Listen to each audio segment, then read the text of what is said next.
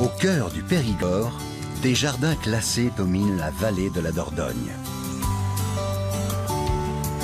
Ils seront notre point de départ pour descendre le cours de la rivière vers l'ouest.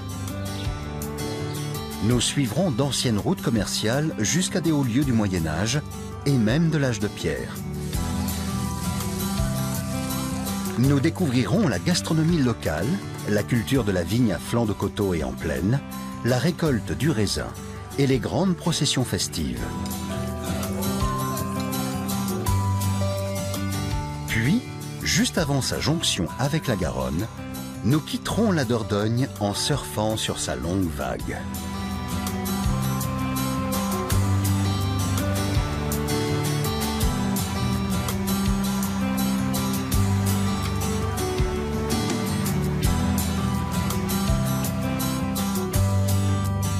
Notre périple commencera au château de Marquessac et de Castelnau. Nous quitterons la rivière à Sarlat et aux Aisies avant d'épouser ses ondulations jusqu'à la plus grande région viticole de France pour s'arrêter aux abords de l'estuaire de la Gironde.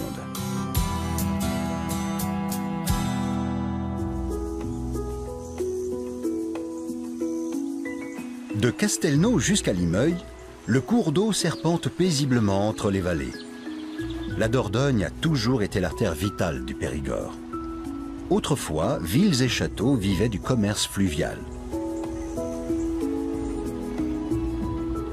Marquessac est un lieu très attachant. Je suis originaire moi, de la vallée de la Dordogne, à quelques kilomètres d'ici. Et quand j'ai eu la chance d'intégrer l'équipe ici, bah, c'était vraiment un endroit à rêver pour travailler. Marquessac, ça change tout le temps. Toutes les saisons, tous les jours. Le matin, quand on arrive, on voit tous les jours les choses différemment. La vallée, un petit peu de brouillard, le plein soleil, le givre l'hiver. Donc tout ça, c'est un spectacle permanent. Les jardins suspendus de Marquessac, perchés à 130 mètres à l'aplomb de la Dordogne, sont réputés dans le monde entier. Jean Lemoussu, le chef jardinier, règne sur un lacis de buis centenaires qui nécessite des soins quotidiens. Tout le travail de restauration à Marquessac, il a été fait comme ça. Il a été fait en creux. On avait beaucoup de matière, des buis exubérants en quantité et en dimension très très importante. Et on s'est attaché à utiliser cette végétation en place du mieux que possible. On n'a pas calqué un dessin sur quelque chose. On a regardé les buis et on a utilisé ces buis en place du mieux que possible. Là, les gabarits, on a fait en sorte d'avoir des beaux pieds dans les angles. Voilà, donc c'est pour ça que c'est quelque chose d'un petit peu aléatoire, parce que on l'a pas planté tout ça. On a fait en creux par rapport à ce qui existait déjà. Les buis sont aujourd'hui la principale attraction des jardins. Sur les hauteurs près du belvédère, certains sont taillés de façon inattendue. En contrebas, à l'entrée, le long d'allées étroites et douces, des buis aux formes arrondies composent un élégant labyrinthe.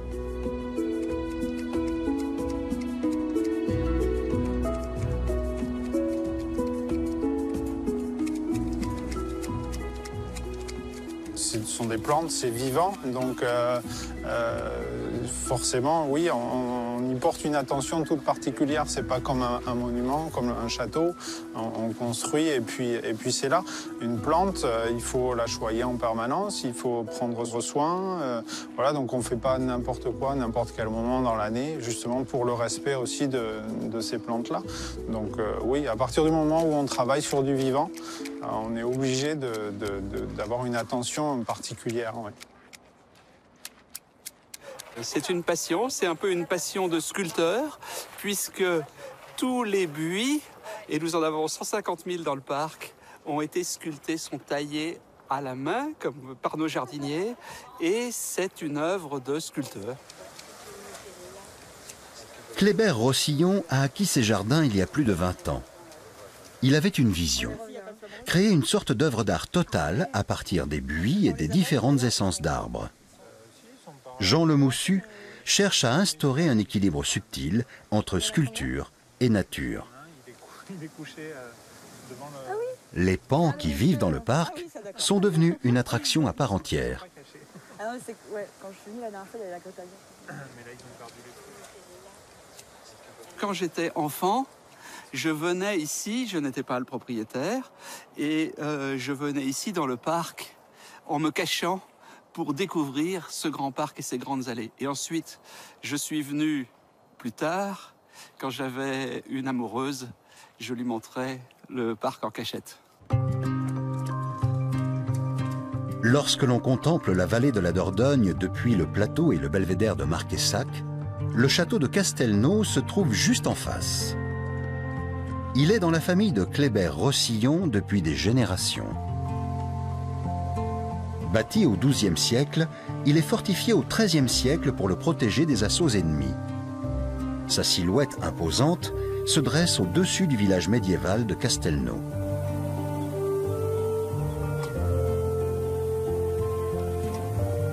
Au fil des années, l'actuel châtelain a transformé ce lieu en musée.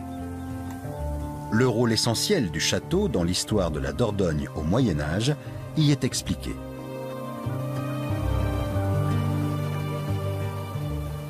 Le château n'est plus habité depuis 1650. Parce que la famille de Caumont-la-Force, qui était une grande famille française qui possédait le château de Castelnau, avait construit un autre château qui s'appelle le château de la Force, près de Bergerac. Quand mes parents ont commencé la restauration, il n'était pas question d'y habiter. Il n'y a pas l'eau dans le château. Il n'y a pas de pièces et on a décidé de le transformer en musée pour l'ouvrir aux visiteurs.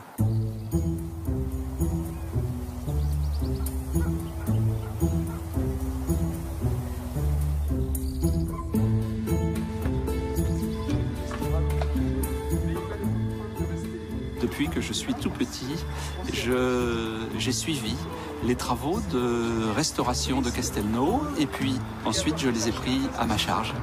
Et on peut dire que je connais chaque pierre du château. Dans la haute cour, une salle abrite une peinture murale représentant des guerriers légendaires. Ils incarnent au Moyen-Âge les idéaux de la chevalerie. Nous sommes ici dans la salle seigneuriale du château de Castelnau et elle est décorée avec un thème très à la mode au Moyen-Âge qui est le thème des 9 preux.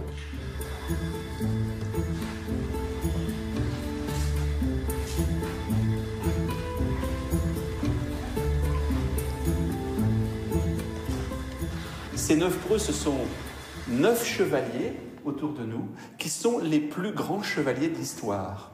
Et ces plus grands chevaliers de l'histoire, ces preux, sont 3 preux de l'Antiquité, de l'Ancien Testament, qui sont Judas Maccabée, le roi David, Josué, qui a reconquis la Terre Sainte. Voici Artus, c'est-à-dire ce que les Français connaissent mieux sous le nom de roi Arthur. C'est le roi des chevaliers à la table ronde, et il a sa triple couronne d'Angleterre, d'Écosse et d'Irlande. Et voici Charlemagne.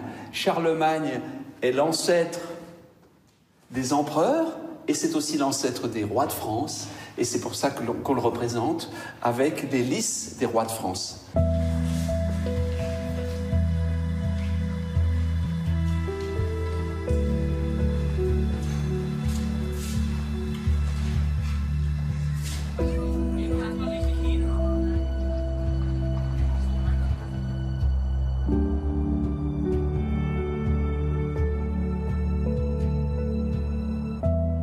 Dans le sud-est du département, la Dordogne ondoie à travers le Périgord noir, peuplé de chênes au feuillage sombre et de pinèdes.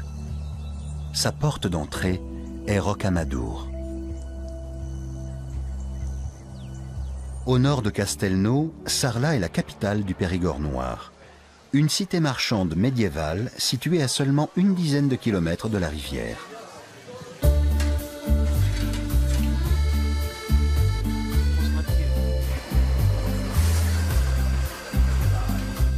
Sarlat-la-Canéda est une des plus belles villes de France. Le centre historique a été parfaitement conservé. Au XIIIe siècle, on y échange déjà les denrées locales, mais aussi des marchandises venues de régions lointaines.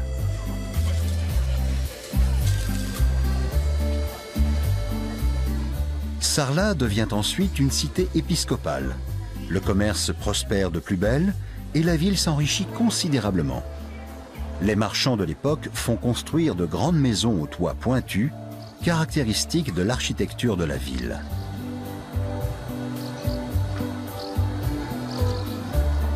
Ces toitures en lauze se retrouvent partout dans les environs. Les lauzes sont des pierres plates en calcaire, grès, granit ou gneiss selon la région. Cet artisanat traditionnel était autrefois très répandu dans le Périgord. Aujourd'hui, seuls quelques couvreurs le pratiquent encore, comme Francis de Carlos, qui forme lui-même ses ouvriers.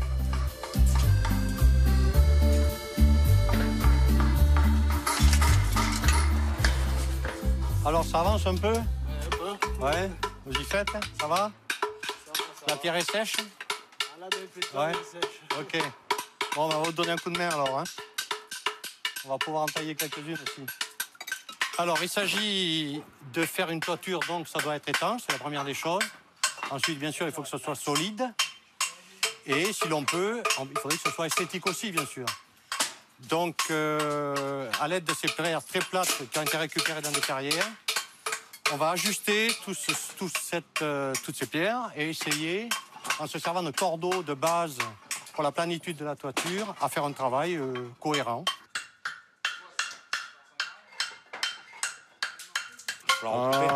Ouais, il faut la recouper un peu. Ouais, regarde, mais j'ai peur qu'elle casse, mais essaye. Enlève un peu déjà ici peut-être pour l'épaisseur. Bon, il y a un peu de travail, hein, il faut essayer de la couper ici. Mais là, peut-être que tu peux gagner encore en faisant un biais un peu plus important. C'est un travail pénible.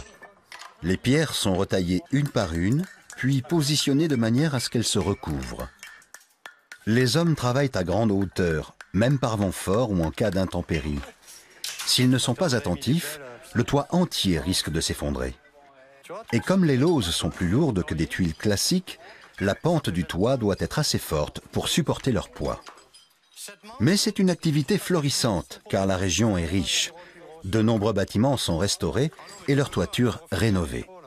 Mais c'est vrai qu'effectivement, même si ça prend beaucoup de patience et de ténacité, voilà, il faut beaucoup d'endurance aussi. C'est vrai que le résultat est là, quoi. C'est-à-dire, quand on a fini, bon, c'est pas un chef-d'œuvre, il faut pas déconner non plus, mais disons que c'est quand même quelque chose qui va rester et qui est apprécié par tout le monde, quoi. Et on perpétue une tradition qui est exceptionnelle.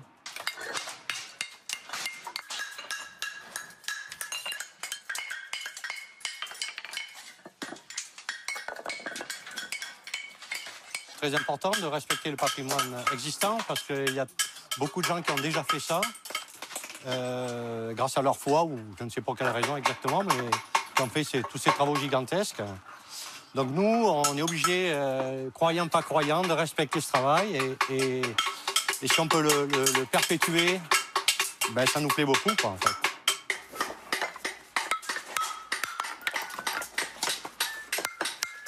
Cet ancien métier a un bel avenir. Le Périgord a connu un afflux de population et de vieilles maisons ont été rachetées. Le fleuve a apporté une nouvelle prospérité dans la région.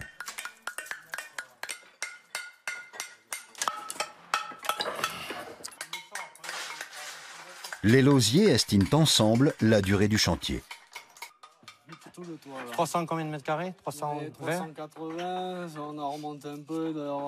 360 mètres carrés, ça veut dire, là certainement, à deux, s'ils travaillent qu'à deux, il y en aura pour 1 an et demi. Ouais, à peu près. 1 an et demi de travail.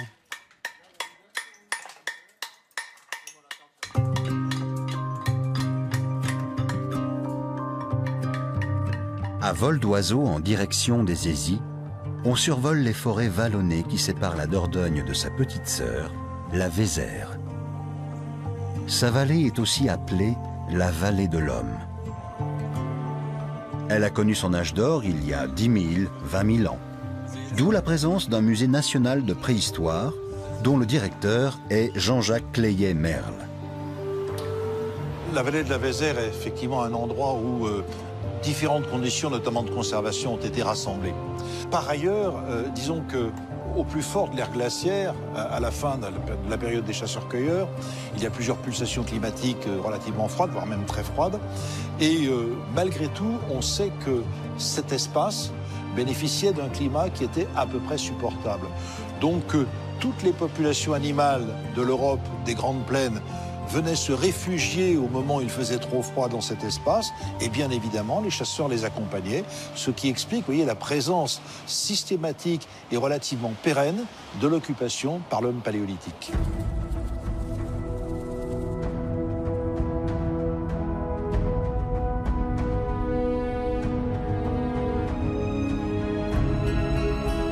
Au Paléolithique, les Hésies sont le foyer d'une civilisation avancée.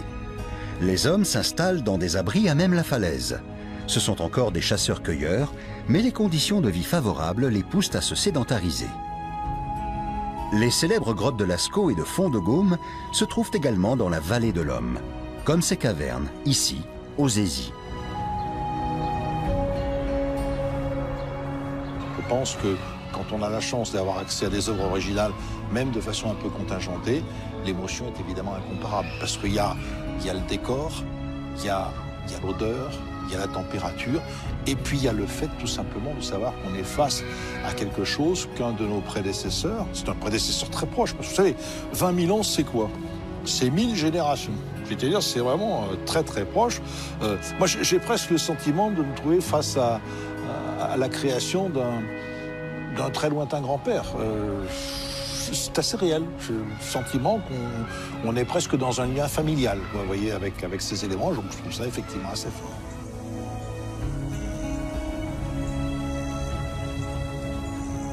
Vues sous cet angle, les falaises qui bordent la Vézère et culminent à 60 mètres de haut évoquent des barres d'immeubles du Paléolithique. Toutes les vallées voisines étaient habitées et les petites grottes servaient de réserve. Il y a plus de 20 000 ans, les hommes empruntaient le même chemin que Jean-Jacques Cléiet-Merle et sa collaboratrice aujourd'hui. Ils nous guident jusqu'à un site qui abrite la plus ancienne représentation de poissons. Allez.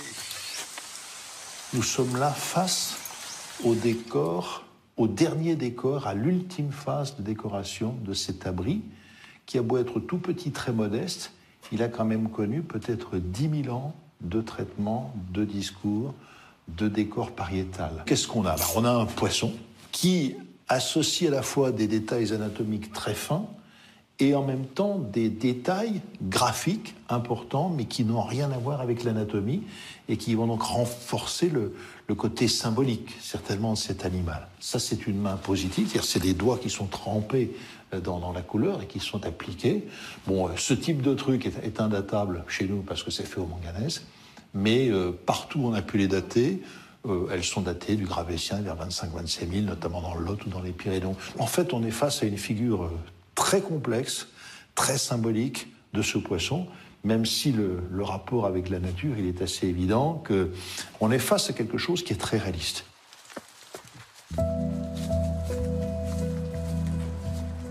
La gravure prouve que des saumons remontaient déjà la Vézère et la Dordogne il y a plus de 20 000 ans pour frayer, et que les hommes pratiquaient la pêche et l'élevage.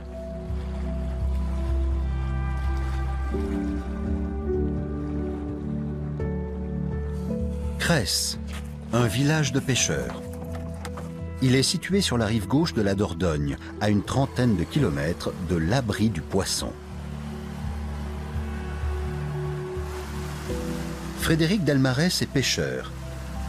Guy Pustelnik dirige Épidore, un établissement public qui gère le bassin de la Dordogne et conseille les autorités régionales ainsi que les pêcheurs.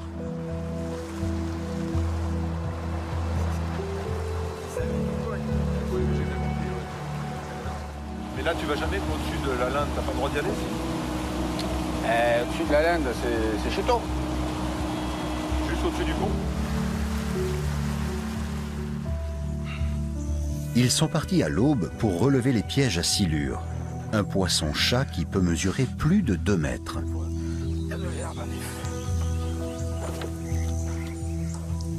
Voilà,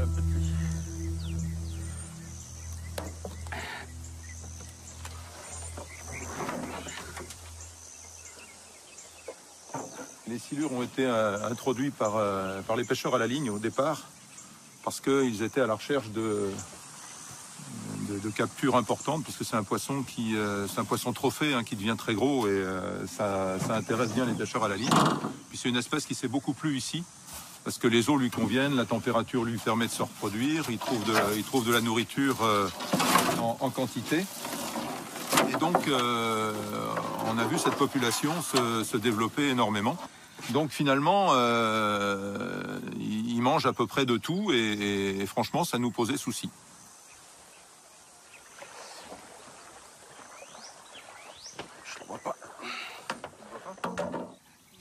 Ce qu'on pourrait rajouter par rapport à ce qu'a dit Guy, qui a beaucoup parlé des migrateurs, moi je voudrais insister sur les poissons sédentaires, parce qu'en fait les pêcheurs professionnels à partir d'ici pêchent des poissons sédentaires, brochets, cendres, friture, etc. Et on s'est aperçu que cette explosion de prédateurs, puisque c'est un prédateur, a déséquilibré plus ou moins quand même les autres populations. Je sais pas, 50 kilos à peu près. Poisson qui fait près de 2 mètres. Près de 2 mètres. Il est moche.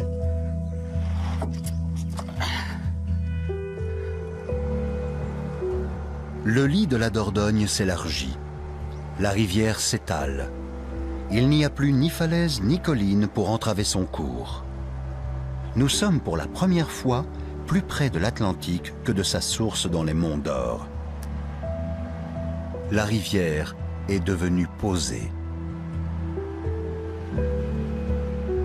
Je dirais que rien ne change, mais tout change. C'est-à-dire que rien ne change parce que la rivière est toujours aussi jolie, il y a toujours à peu près les mêmes espèces de poissons, mais tout change parce que les équilibres se modifient en permanence. Donc il y a constamment des ajustements, mais globalement, la Dordogne est quand même toujours aussi belle, il y a toujours autant d'espèces de poissons.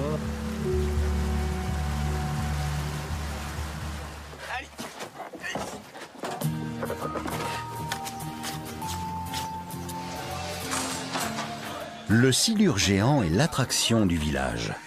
Ce week-end, un concours culinaire est organisé à Cresse. Des amateurs de toute la région s'affrontent sur le thème du silure et ses déclinaisons. Le chef Vincent Arnoux prodigue quelques conseils. C'est lui qui évaluera les résultats. Il fait sa sauce avec ses poivrons et sa mangue qu'il a mis dedans. Un peu épicé, ouais, échalote et il laisse cuire là, ça va bien, ça démarre bien tranquillement. Je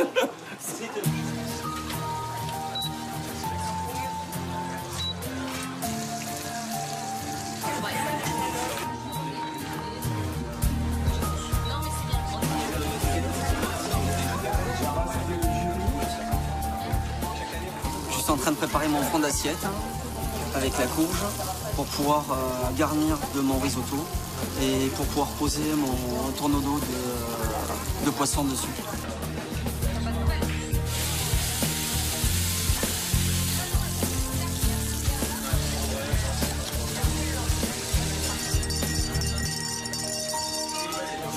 À la fin du temps imparti, tous les concurrents donnent leur assiette.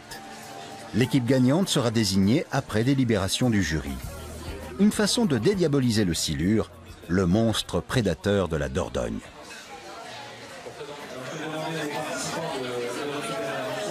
Les pêcheurs et leurs enfants jubilent, car si le silure accède au rang de spécialité gastronomique et que la demande augmente, ils pourront en pêcher davantage.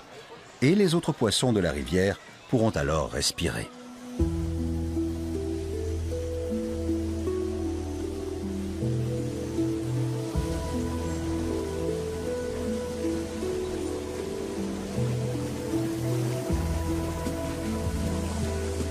Les saumons, par exemple, qui remontent la Dordogne depuis l'océan. Ils ont été réintroduits grâce à Épidore afin de rétablir un équilibre ancien. Pour que les saumons puissent passer les écluses, on a aménagé un ascenseur aussi simple qu'ingénieux.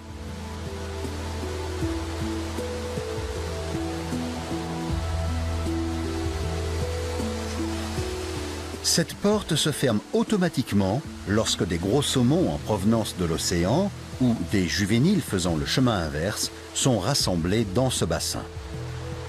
Les gros sont remontés par l'ascenseur, tandis que les petits sont libérés pour rejoindre l'Atlantique. C'est ainsi qu'ils passent des obstacles jusqu'à présent infranchissables. La belle histoire, finalement, c'est l'histoire du saumon sur la Dordogne. Il disparaît en 1905. Et puis, dans les années 78-80, on décide de faire revenir le saumon sur la Dordogne. Mais il n'y en avait plus. Et la question se posait de savoir quel saumon on allait faire revenir. Et puis surtout, et ça a été une révélation, dans la grotte du Poisson, aux Aisies, 25 000 ans, il y a quelqu'un qui a dessiné sur le plafond de la grotte un saumon. Quand on a trouvé ce saumon, on a été épaté. Ce saumon, il faisait 1,05 m. C'était un mâle bécard, un mâle en période de reproduction. Il avait une forme d'un poisson qui faisait pratiquement 10-12 kilos. Donc on avait la certitude, à partir de ça, que depuis la préhistoire, les poissons qui remontaient dans la Dordogne étaient des grands saumons.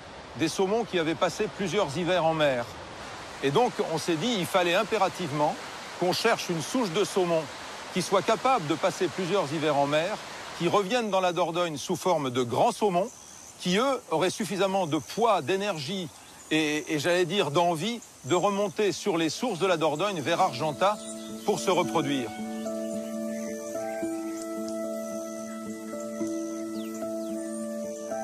À peine 40 km séparent Cresse des vignobles du Bar. Nous quittons la rivière à l'orée de la région viticole de la rive droite. Les vendanges sont commencées depuis 3 h du matin. C'est la mi-septembre. Très bien, oui, une belle quantité, très belle qualité. Là, à chaque tombereau, on prend le degré probable du raisin et c'est une très bonne qualité. Beaucoup de jus, très juteux cette année.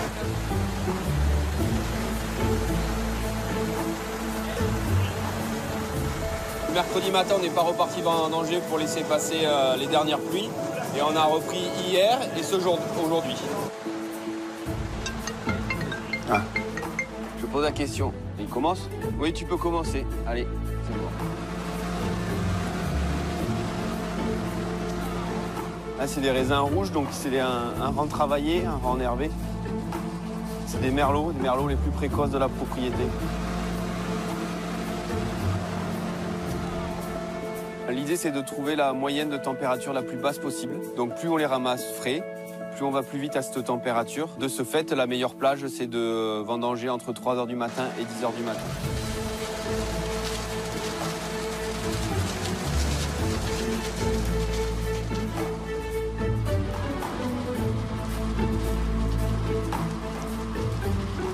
Tout autour, c'est nos vignes, différents cépages. Là-bas, nous avons des sauvignons blancs où on va aller voir la machine ramasser les raisins ce matin. Donc sauvignon blanc, donc on voit les petits grains qui ont séché. On a eu un mois d'août très très chaud. Donc ça fait comme du raisin de Corinthe. C'est très bon en goût, mais ça ne donnera pas beaucoup de jus.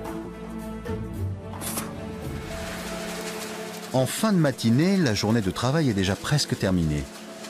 À 13 h, tout le monde déjeunera ensemble.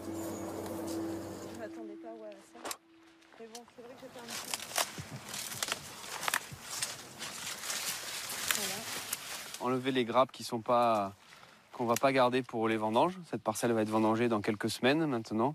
Et aussi les quelques repousses de tiges de vigne que l'on ne veut pas sélectionner pour garder les vignes dans l'état. Donc ça, c'est Sarah et Patricia qui s'occupent de ça tout le mois de septembre.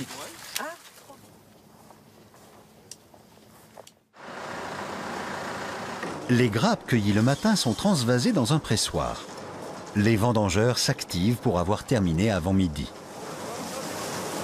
Là, ce sont les sauvignons qu'on a ramassés tout à l'heure sur la parcelle. À chaque parcelle, on prend un échantillon, on prélève une burette pour mesurer la densité. Donc ça permet de calculer la quantité de sucre dans le jus de raisin qui va donner après l'alcool. Voilà, donc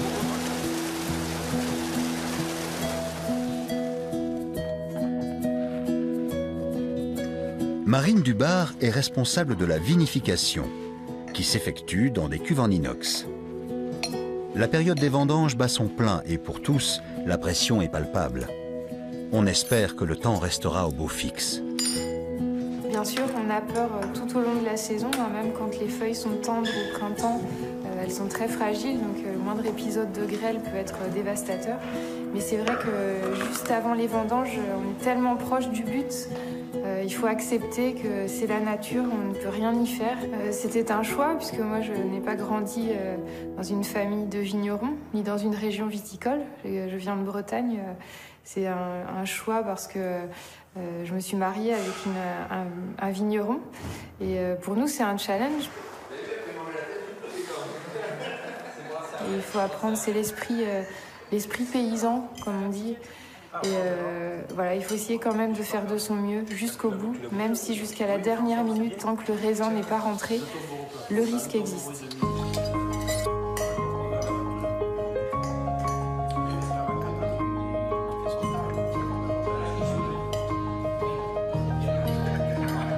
Les Dubar produisent plusieurs cépages, Sauvignon, Merlot, Malbec. Est-il vrai que les hommes et les femmes ont une sensibilité différente? Lequel des deux a le nez, le palais? Chaque année, on essaye de trouver des nouvelles idées qui nous plaisent, parce qu'on est aussi des consommateurs. Donc entre l'homme et la femme, je ne sais pas, mais je pense que c'est plutôt au niveau des personnes. Chaque personne a une sensibilité différente, et c'est bien d'écouter chaque avis, tout simplement pour avancer. C'est du Sauvignon blanc, mais c'est là le jus de presse. Donc c'est un jus beaucoup plus dense en couleur, il y a plus de matière solide. Donc c'est des jus bien sûr qui vont être clarifiés. Là pour l'instant la cuve est à 4 degrés, donc on procède ce qu'on appelle au débourbage. Toutes les matières solides vont précipiter au fond de la cuve. Donc, là cette année on a eu vraiment un joli été, beaucoup de chaleur, un petit peu de sécheresse. Mais les jus sont vraiment déjà très aromatiques, beaucoup de gras, des précurseurs d'arômes sont bien présents, donc le millésime va être vraiment prometteur.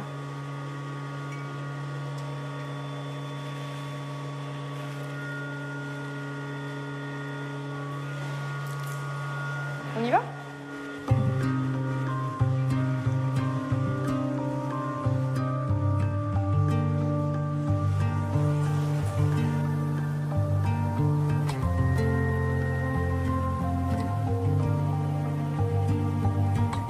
Nous quittons les coteaux de Bergerac pour rejoindre Saint-Émilion. La petite ville, campée sur une éminence calcaire à quelques kilomètres de la Dordogne, est dominée par le clocher de l'église monolithe et la tour du roi.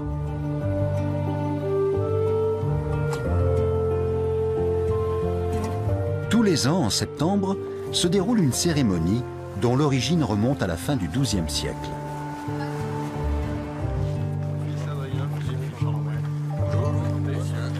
Alors aujourd'hui je suis là parce que je suis intronisé nouveau jurat de Saint-Émilion. Donc je suis très content d'être là. C'est un honneur, c'est un petit peu une fierté de pouvoir représenter Saint-Émilion et du coup d'être un futur ambassadeur des vins et de la ville. C'est la première fois donc je suis très content de faire partie des jurats. Maintenant on va voir, je sais que c'est une grande journée, il y a plein d'événements qui vont se succéder les uns derrière les autres. Et puis il y a un petit peu de pression mais ça va, ça va être détendu. Adrien David Beaulieu est issu d'une famille de vignerons. La jurade fut instaurée en 1199 par Jean Santerre, roi d'Angleterre, qui délégua ses pouvoirs politiques, économiques et judiciaires à des notables de la ville. En contrepartie, l'Angleterre bénéficia du privilège des vins de Saint-Émilion.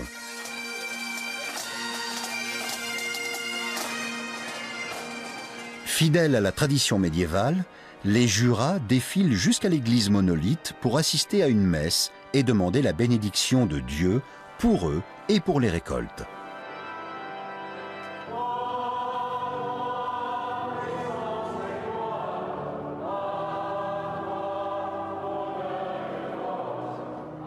La messe est ouverte à tous. La procession continue ensuite jusqu'au siège de la confrérie.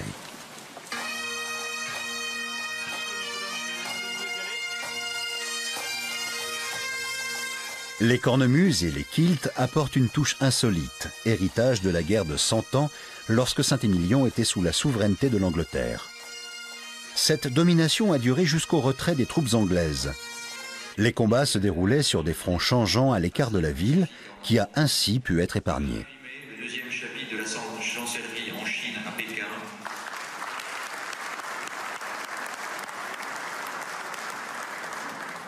Lors de l'Assemblée, les nouveaux candidats sont présentés par le président, puis intronisés par les anciens membres.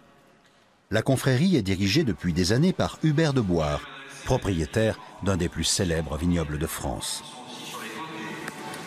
Mesdames et messieurs les jurats, la Jurade de Saint-Émilion accueille aujourd'hui de nouveaux membres au sein de son assemblée, de Saint-Émilion jusqu'au bout du monde.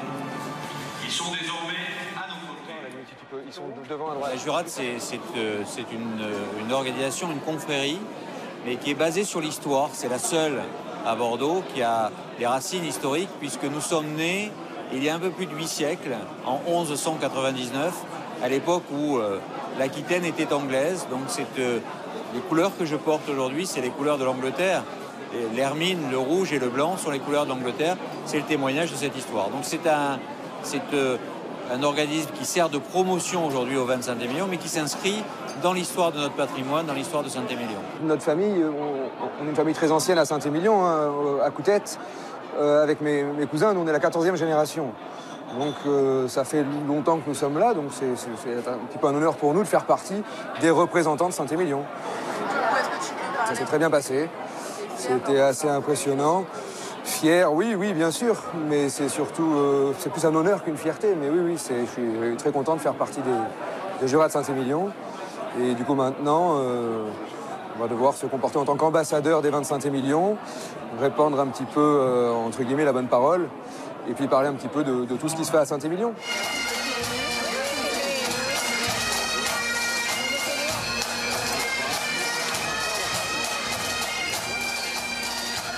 À l'origine, l'Aquitaine était une région historique de la France. Durant la guerre de Cent Ans, entre 1337 et 1453, les costumes et la forme de la procession des jurats ont été anglicisés.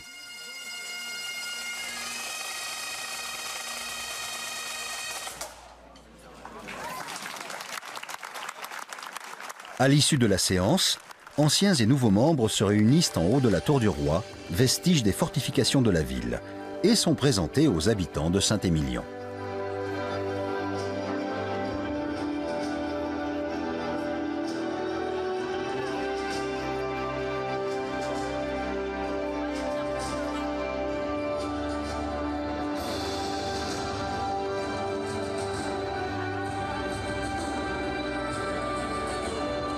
À une vingtaine de kilomètres de Saint-Émilion, près de Saint-Pardon, sur la rive gauche de la Dordogne, on peut assister à un phénomène naturel spectaculaire, le mascaret. Issu de la marée montante de l'Atlantique, il a lieu généralement en septembre. Amy et ses amis se donnent rendez-vous sur la berge pour attendre la vague. Elle est sympa, mais elle pèse une tonne. Ça, elle est bien, celle-là. Mais on a le stress parce qu'on a un copain qui va arriver là, qui était venu pour le surfer hier. Donc il connaît le spot, il connaît bien tout et hier il l'a pas eu. Donc là ça rajoute un petit peu la pression. Il faut que nous ce soir il faut qu'on arrive à l'attraper. Saint-Pardon se trouve à environ 90 km de l'océan Atlantique. Le fort coefficient de marée à l'origine de cette vague qui remonte la rivière à contre-courant ne se rencontre que quelques jours par an. Il faut être là au bon moment. Moi, la seule fois où je l'ai raté, je t'ai dit, c'est quand on l'a tous raté parce qu'il poussait pas, quoi. Quand il y avait Pike et tout. D'accord.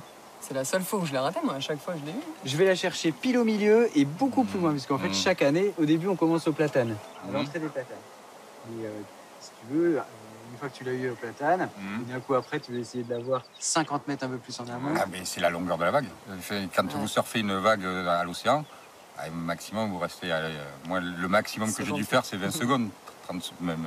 Et là, vous pouvez surfer. J'ai vu des vidéos où ils surfaient 8-9 minutes sur une seule vague. C'est quelque chose d'exceptionnel pour ça. C'est la longueur. Elle déferle pas forcément. Du coup, c'est vrai que c'est pas comme on n'a pas une côte qui. C'est pas comme justement à l'océan où la vague vient et elle casse sur la côte.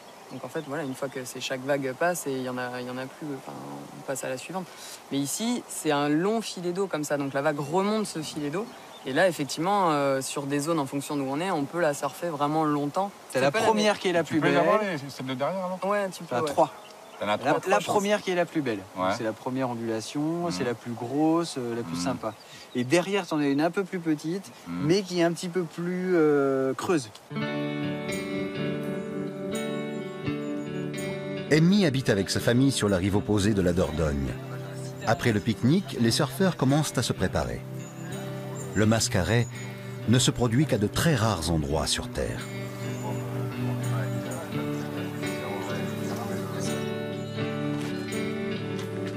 Les surfeurs ont attendu des heures. Je vais en remettre un peu parce que je sais jamais. Parce que là, moi, en plus, ça fait quand même 1 an et demi, 2 ans, 1 an et demi que je n'ai pas surfé parce que j'ai eu ma petite fille entre-temps. Donc là, c'est quand même un challenge particulier, même au niveau physique. Ça va être un mascaret particulier pour moi. Quelle élégance! Oh là là, la star! Ah ben oh là là, cette époque, c'est ça!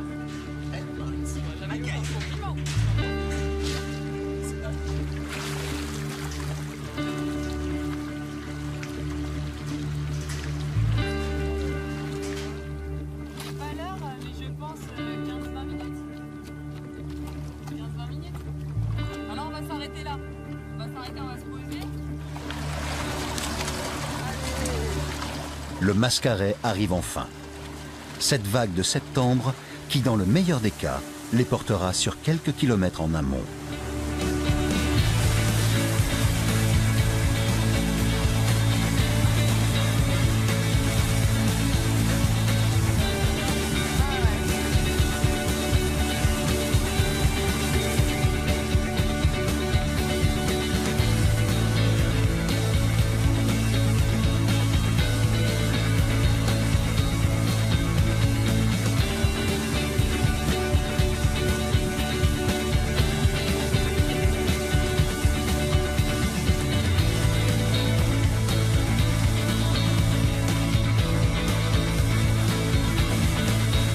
Dans la direction opposée, la Dordogne a encore une 50aine de kilomètres à parcourir pour rejoindre la Garonne.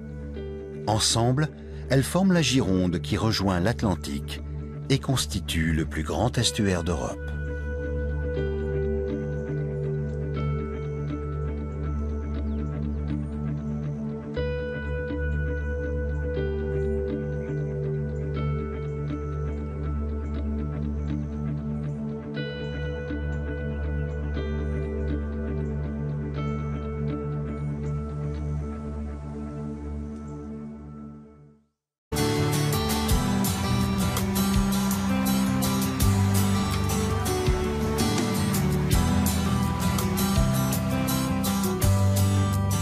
Notre périple commencera au château de Marquessac et de Castelnau.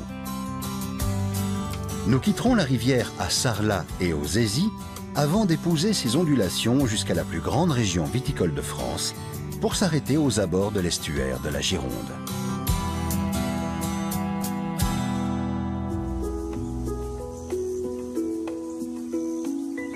De Castelnau jusqu'à Limeuil, le cours d'eau serpente paisiblement entre les vallées. La Dordogne a toujours été l'artère vitale du Périgord. Autrefois, villes et châteaux vivaient du commerce fluvial.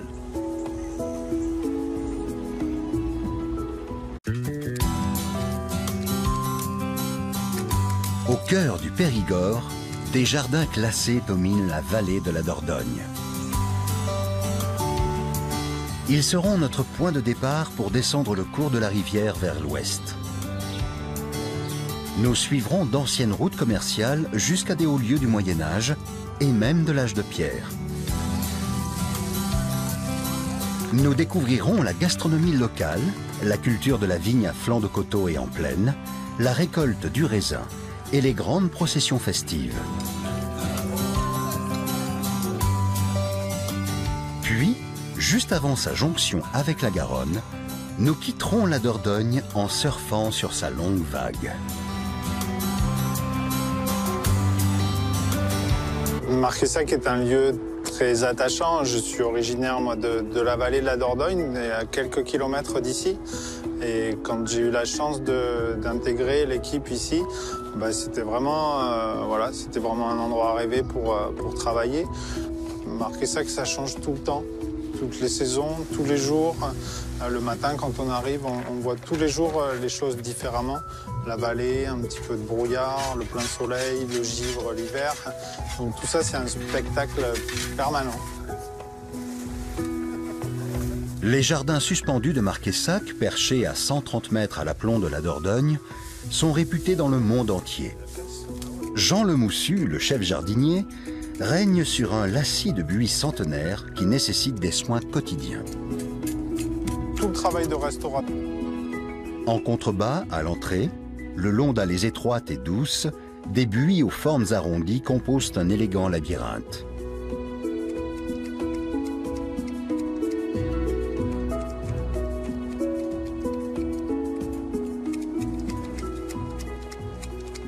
Ce sont des plantes, c'est vivant, donc forcément, oui, on y porte une attention toute particulière. C'est pas comme un monument, comme un château. On construit et puis c'est là. Une plante, il faut la choyer en permanence, il faut prendre soin. Voilà, donc on fait pas n'importe quoi, n'importe quel moment dans l'année, justement pour le respect aussi de ces plantes-là. Donc oui, à partir du moment où on travaille sur du vivant, on est obligé d'avoir une attention. À Marquessac, il a été fait comme ça, il a été fait en creux. On avait beaucoup de matière, des buis exubérants en quantité et en dimension très très importante. Et on s'est attaché à utiliser cette végétation en place du mieux que possible. On n'a pas calqué un dessin sur quelque chose. On a regardé les buis et on a utilisé ces buis en place du mieux que possible. Là, les gabarits, on a fait en sorte d'avoir des beaux pieds dans les angles. Voilà, donc c'est pour ça que c'est quelque chose d'un petit peu aléatoire, parce que on l'a pas planté tout ça. On a fait en creux par rapport à ce qui existait déjà. Les buis sont aujourd'hui la principale attraction des jardins. Sur les hauteurs près du belvédère, certains sont taillés de façon inattendue.